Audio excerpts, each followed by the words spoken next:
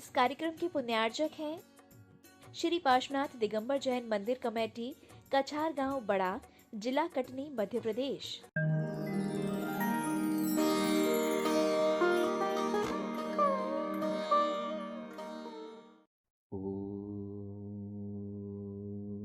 नमः सिद्धेभ्यः।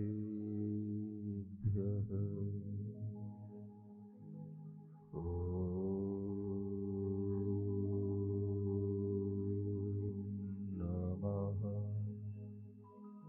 सिद्धेभ्यः।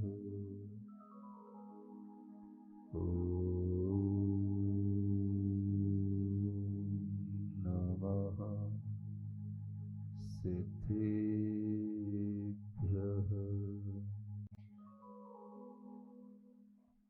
होके विलीन जिसमें मन मोद पाते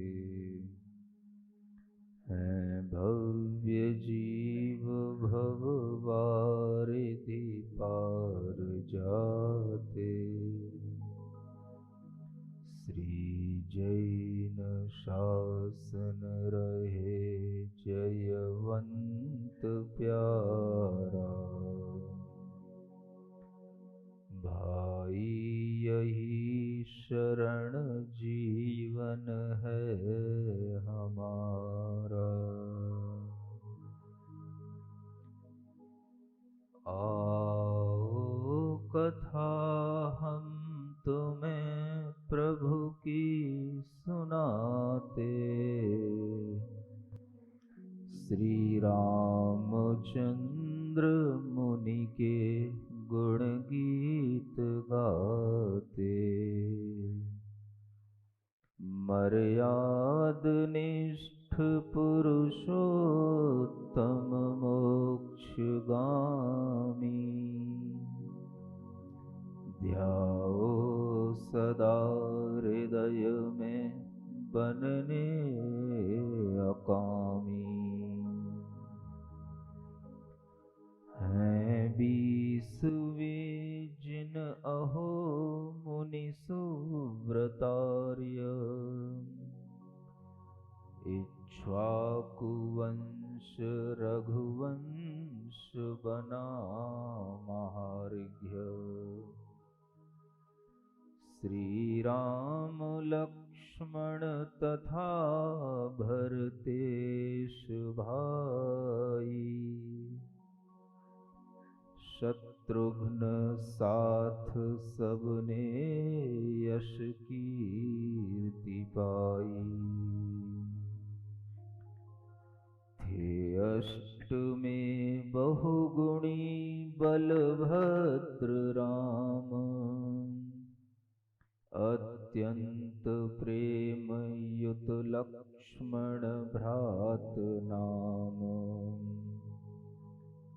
सीता सती जनक राज सुताति प्यारी, जो शील रूप गुण खान प्रसिद्ध नारी। कौन कह रहा है? कौन कह रहा है? सीता जी कह रही है। क्या कह रही हैं?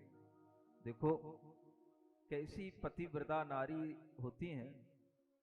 कहती है कि जब तक मैं आपका दर्शन न कर लूं, आपका मुख न देख लूं, मैं भोजन नहीं करूंगी। ये मेरा प्रण है, इसलिए मैं आपके बिना रह नहीं सकती। अगर आप वन में जाएंगे तो हम भी आपके साथ ही वन में जाएंगे। और ऐसा विचार सुनकर के राम जी का मन भी पिघल गया और वे विचार करते हैं। बातें सुनकर सिया की सोचे श्री रघुवीर, सीता से कहने लगे धरो हृदय में धीर। और क्या कहते हैं?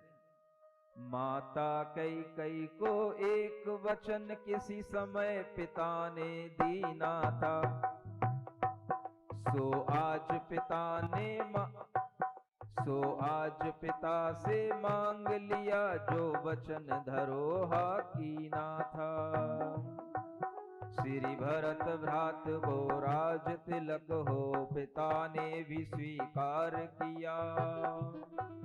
वचनों के बंधन में है बंधे, इसलिए नहीं इनकार किया। यदि मैं यहाँ पर रह जाऊं, भाई का राज जमेगा नहीं। मेरे होते लघु भ्राता को राजा कोई भी गिनेगा नहीं। सीता को समझाते हुए रामचंद्र जी कहते हैं, अगर मैं यहाँ रुक जाऊंगा तो भरत को राजगद्दी मिलने के बाद भी कोई भरत को राजा नहीं स्वीकार करेगा, इसलिए मेरा यहाँ से जाना जरूरी है।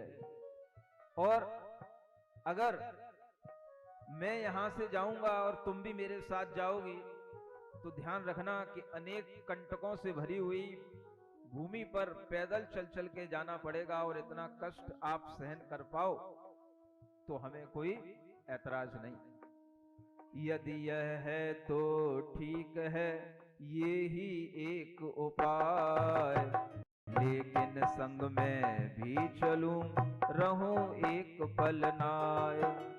रामदेव कहने लगे, सुनो प्रिय जी बात, आज्ञा लाओ मात से, तभी चलो मम साथ।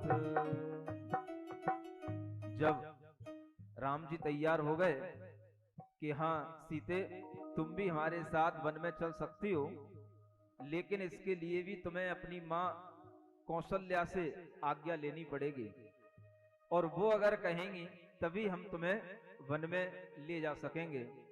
और इस तरह से वह सीता को संबोधित करते हैं, प्रिय धीरज धरो मन में, मात के पास अब जाओ। यदि आज्ञा मिले तुमको तो फिर तैयार हो जाओ। चली सीता सास के पास और चरणों में जा बैठी, न मुख से बोल आता है, हृदय कहता है कह जाओ।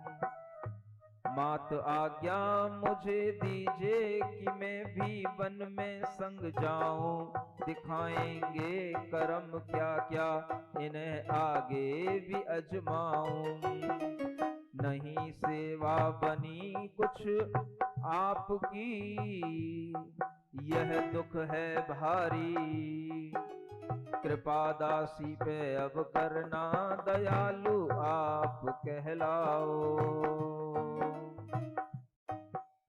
सुनकर सीता के वचन माता हुई उदास, क्या तुम भी अब जाओगी, कौन रहे मम पास। और उस समय पर जब कौशल्या सोचने लगी, अब बेटा भी जा रहा है, बहू भी जा रही है, अब मैं घर में किसके सहारे रहूंगी, तो उसके मन में बहुत दुख होता है। और ये दुख एक सासू या एक माँ अपने मन में सोच सकती है कि अपने बहू बेटे का घर से बाहर निकल जाना और फिर अनिश्चित काल के लिए उनका कभी समागम नहीं होना, ये बहुत बड़ा दुख का कारण है। लेकिन चूंकि वह मर्यादा पुरुष थे, इसलिए उन्हें ऐसा करना आवश्यक था। इसीलिए कहा जाता है, मर्यादा पुरुष श्री राम है, सिद्ध प्रभु बलराम। मर्यादा पुरुष श्री राम, दशरथ जिनके जनक कहाए, कौशल्या नंदन सब गाए। दशरथ जिनके जनक कहाए, कौशल्या नंदन जग गाए। इक्ष्वाकु वंश की शान, क्षत्रिय जग दया निधान। इक्ष्वाकु वंश की शान, क्षत्रिय जग दया निधान। प्रभु श्री राम प्रभु श्री राम, प्रभु श्री राम, प्रभु श्री राम।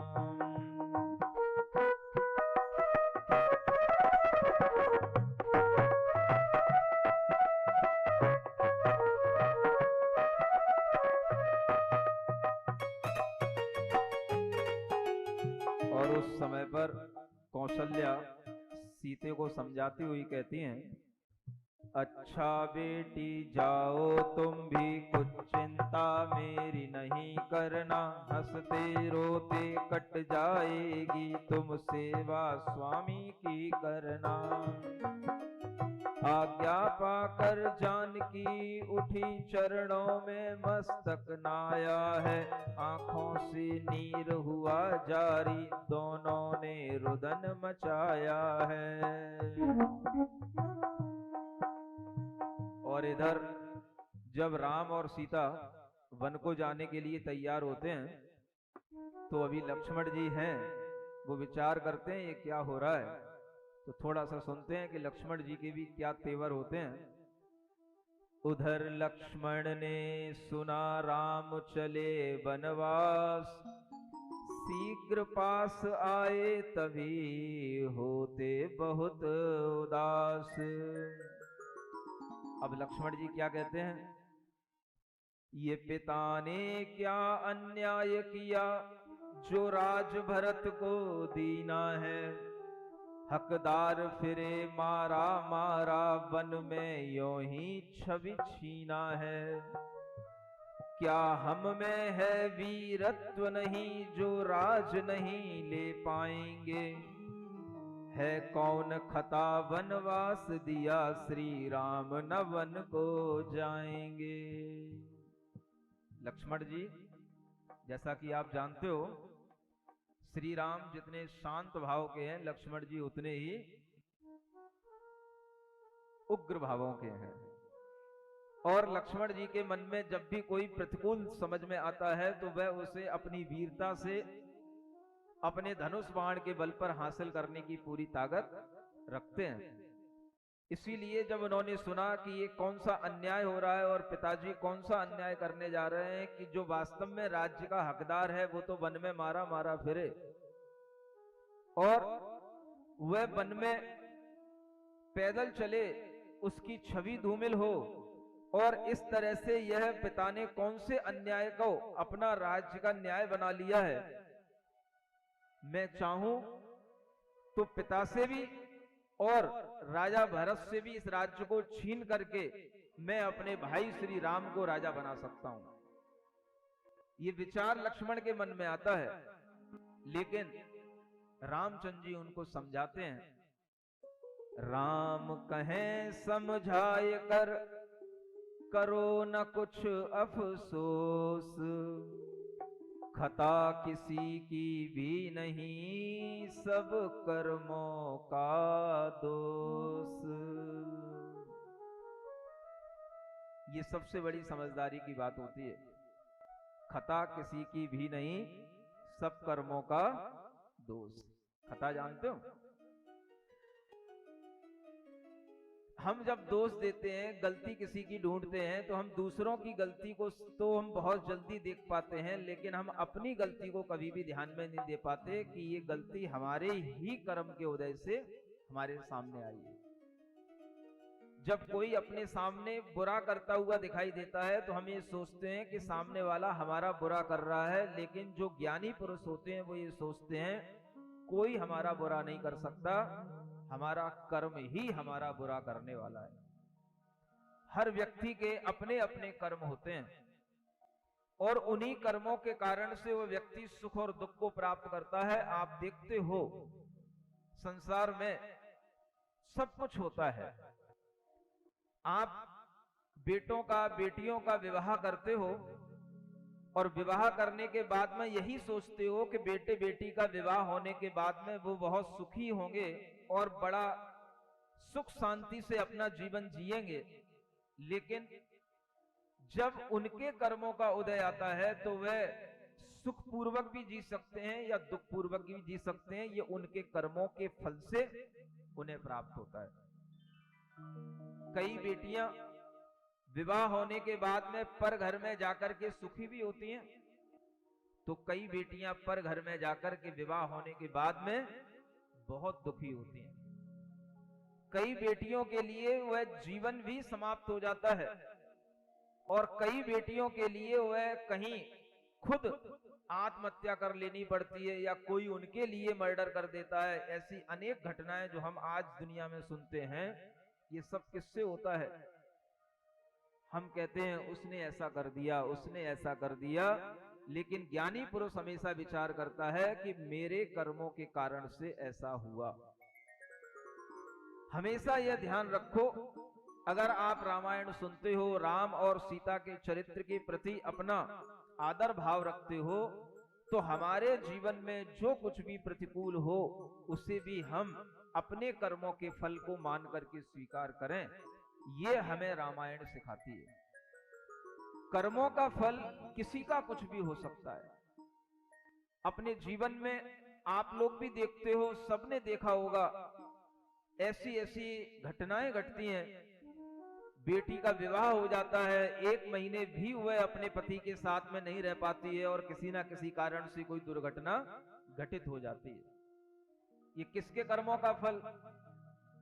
आप सोचते हो उस बेटे का एक्सीडेंट हो गया, वह ऐसा कर रहा था, वैसा कर रहा था, उसका किसी ने घात कर दिया, किसी ने उसकी हिंसा कर दी। ये आप तरह तरह से सोचते हो, लेकिन क्या कभी आप सोच पाते हो कि ये मेरे बेटी के ही इस तरह के पाप कर्म का उदय था? दुनिया में हर जीव अपने पाप और अपने पुण्य से जीता है। आप देखते हो कि बहुत से ऐसे घराने होते हैं जहां पर बहुत अच्छा समृद्धि नहीं होती है, लेकिन कभी कभी ऐसी कोई बेटी बहू बन करके उन घरों में आ जाती है तो उसके बाद में समृद्धि होती चली जाती है। किसके कारण से? बेटी के पुण्य के कारण से।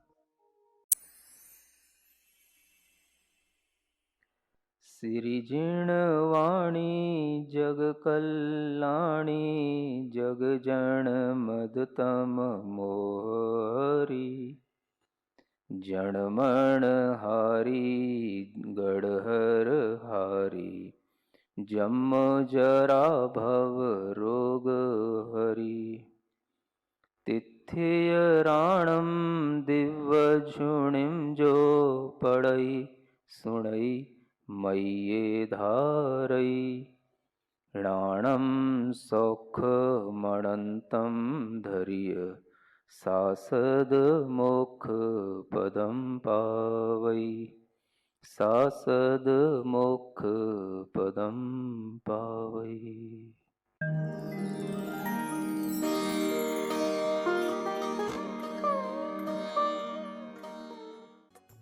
इस कार्यक्रम के पुण्यार्जक थे श्री पार्श्वनाथ दिगंबर जैन मंदिर कमेटी, कछार गांव बड़ा, जिला कटनी, मध्य प्रदेश।